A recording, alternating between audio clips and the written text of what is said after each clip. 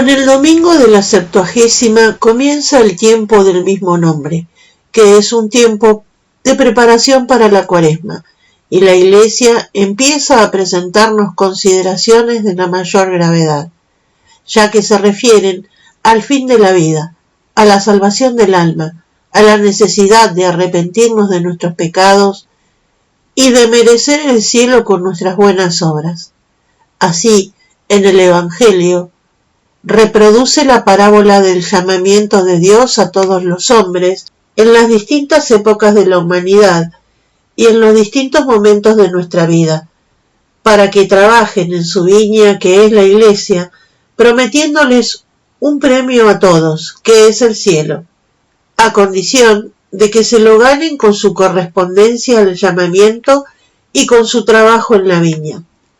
Igualmente, en este tiempo, la Iglesia hace leer a los sacerdotes en el breviario el libro del Génesis, comenzando por el hermoso relato de la creación de todas las cosas por Dios, sobre el cual vamos a detenernos unos instantes. Relato simple, porque Moisés, inspirado por Dios, presenta toda la creación bajo la forma de una semana bien empleada, en la que Dios ha trabajado 6 días y el séptimo descansa, y se dedica a contemplar toda su obra, y por eso Dios santifica el séptimo día reservándolo para él. Relato revelado, pues el Génesis es el único libro que nos cuenta cómo comenzaron las cosas, y sin esta revelación nosotros no tendríamos ni idea de dónde venimos y a dónde vamos. Relato cargado de verdades importantísimas para todos nosotros, como Dios es nuestro único principio, como Él es también nuestro único fin, como es el principio y el fin de todas las demás cosas creadas. Veamos primeramente, pues, dicho relato para extraer luego de él estas preciosísimas enseñanzas. Primero, el relato mismo de la creación. Al principio Dios creó el cielo y la tierra. ¿Al principio de qué? Al principio del tiempo, lo cual quiere decir que todas las cosas no existían antes, que han tenido un comienzo y que antes de ese comienzo solo estaba Dios y su eternidad. Creó Dios el cielo y la tierra. Esto es, lo que después de quedar debidamente ordenado sería el cielo y la tierra que conocemos. La Escritura nos dice, en efecto, que al principio todo lo creado por Dios estaba en un estado confuso y desordenado, y que la sabiduría de Dios tuvo que intervenir para darle a toda esa materia informe un orden, una finalidad, unas leyes, y eso es lo que nos narran los 6 días de la creación. Santo Tomás de Aquino en estos 6 días ve una correspondencia perfecta entre los 3 primeros y los 3 últimos. En los 3 primeros, Dios lleva a cabo una obra de distinción de criaturas y espacio, mientras que en los 3 últimos realiza una obra de ornato de los espacios así creados y distinguidos. Primero, obra de distinción. El primer día Dios crea la luz y la distingue de las tinieblas. Pero cuidado, pues San Agustín nos dice que esta luz, así como designa la luz material, también designa la creación espiritual de los ángeles, que son un mundo de luz inteligible y cuya creación Moisés no quiso mencionar expresamente para no exponer a los hebreos, a quienes se dirigía, al peligro de la idolatría, considerando a seres tan perfectos como los ángeles. Apenas creado el mundo angélico, tuvo lugar la rebeldía de muchos de ellos. Por eso Dios, el primer día, separa la luz, o los ángeles buenos, de las tinieblas, o ángeles prevaricadores.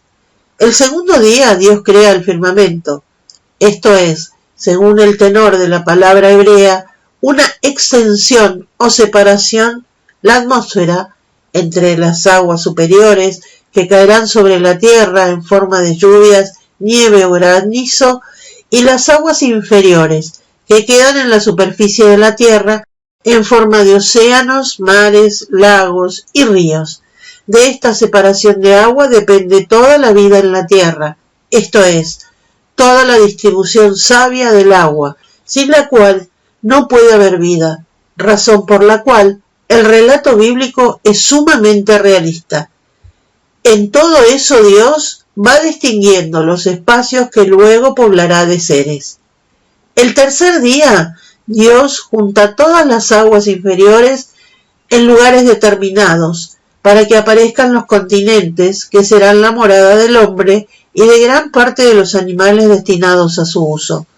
Juntamente con los continentes, Dios hace que la tierra produzca toda clase de plantas, que la Escritura distingue en 3 categorías según la utilidad que han de tener para el hombre: la simple hierba, los cereales o plantas que producen grano, y los árboles frutales. Dios las crea en estado perfecto, constituidas ya en sus respectivas especies, de modo que lo que ellas mismas han recibido, eso mismo van a transmitir. No hay ninguna evolución. Toda la vida natural, al igual que la sobrenatural, es una tradición, esto es, una transmisión invariable de lo que se ha recibido de Dios. Segundo, obra de ornato. El cuarto día Dios crea los astros poblando el cielo. También aquí los distingue en 3 categorías. En función de su utilidad para el hombre, el sol, astro que preside el día, la luna, luminaria que preside la noche, y las estrellas del cosmos. A todas ellas Dios va intimando finalidades, que sirvan para indicar las estaciones y las fiestas, y para producir la sucesión del día y de la noche. El quinto día Dios puebla las aguas, las superiores con las aves, y las inferiores con los peces y cetáceos. También aquí vemos a Dios intimando leyes a sus criaturas, en este caso las leyes de la fecundidad, que sólo viene de Él. Creced y multiplicaos. En el sexto día, Dios puebla la tierra con varias clases de animales, repartidas también en 3 grupos, según el uso que de ellos hará el hombre: los animales domésticos, los animales salvajes y las demás clases de reptiles, serpientes, insectos y toda clase de bicho que se mueve, según el significado hebreo de la palabra reptil, lo que hormiguea o se mueve. Este mismo día, cuando ya ha acabado todo el escenario, por así decir, Dios produce su mayor obra, que es el hombre.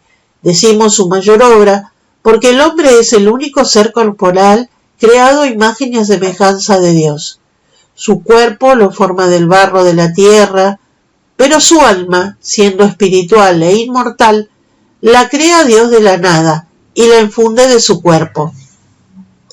Momentos después, viendo solo el primer hombre y que dicha soledad no responde a sus planes, no es bueno que el hombre esté solo, hagámosle una ayuda semejante a él. Dios lo sume en un sueño letárgico y deforma a partir de su costado la primera mujer, Eva. Su alma, al igual que la de Adán, la crea Dios de la nada.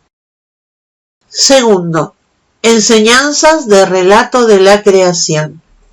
En este relato que nos da la Sagrada Escritura, de cómo nosotros y todas las demás cosas proceden de Dios y que el hombre moderno ignora, parecen verdades tan elementales y sin embargo, ¿cuánta gente ignora que hemos sido creados por Dios y la manera sabia y bondadosa como Dios ha comunicado al ser todo cuanto existe? Solo los que tienen fe, solo los católicos escapan hoy en día a esta mentira y patraña moderna de la evolución, que pretende explicarlo todo, igual que un dogma, sin intervención de Dios. Este relato, como advertíamos al principio, está cargado de enseñanzas. Veamos las principales. Primero, verdades sobre Dios. Dios es eterno. Solo Él es el ser absolutamente necesario. Todos los demás seres han recibido de él la existencia, de modo que son seres contingentes, que podrían no haber existido. Ninguna cosa tiene en sí misma su razón de ser. Todas ellas han empezado a existir en el tiempo. ¿Cómo? Dios las ha sacado a todas de la nada, no de sí mismo, de su propia sustancia, pues eso sería panteísmo, sino realmente de la nada, lo cual indica el poder infinito y exclusivo de Dios. Esta omnipotencia se muestra también en el hecho de que todo sale a la existencia por una simple orden de Dios, por un solo acto de su querer. Dijo Dios, haya luz, y hubo luz. Así de simple. Sabiduría infinita de Dios. Dios crea todas las cosas con orden, de menos a más perfectas. Si el mundo estaba confuso al inicio, no era porque Dios fuese confuso, sino para manifestarnos a nosotros su sabiduría, pues es propio del sabio poner orden. Y a medida que va creando, Dios va intimando leyes a las criaturas que todas ellas siguen a rajatabla. Todo lo ha combinado perfectamente, todo ha tenido en cuenta. Su bondad. Nos dice la narración inspirada que todas las cosas producidas por Dios van saliendo buenas, esto es, aptas y perfectas en orden a su fin, y no sólo con una bondad particular, sino con una bondad de utilidad general, tal como se revela en la armonía del conjunto de la creación. Segundo, verdades sobre las criaturas. Ningún ser creado puede ser adorado como una divinidad. Por eso Moisés tiene que detallar a los hebreos que los astros, a los que vieron ser adorados en Egipto, han sido creados en función del hombre y son siervos del hombre, no señores suyos. Igualmente Dios impone naturalezas determinadas y leyes a los animales, en particular la fecundidad, también adorada como divinidad en Egipto y en las religiones antiguas. Viene solo de Dios. Tercero, verdades sobre el hombre. El hombre ha sido creado de la nada, a imagen y semejanza de Dios, lo cual hace que juntamente con los ángeles pueda conocer el plan de Dios, amarlo y someterse voluntariamente a él, sin verse condicionado a ello por el instinto o por leyes necesarias. Dios ha dotado al hombre de libertad, esto es, de inteligencia y voluntad para reconocer y someterse al plan de Dios a fin de que esta sumisión le sea meritoria y merecedora de la vida eterna. Conclusión. Sobre todo el relato de la creación nos manifiesta la dependencia absoluta de todas las criaturas respecto de Dios.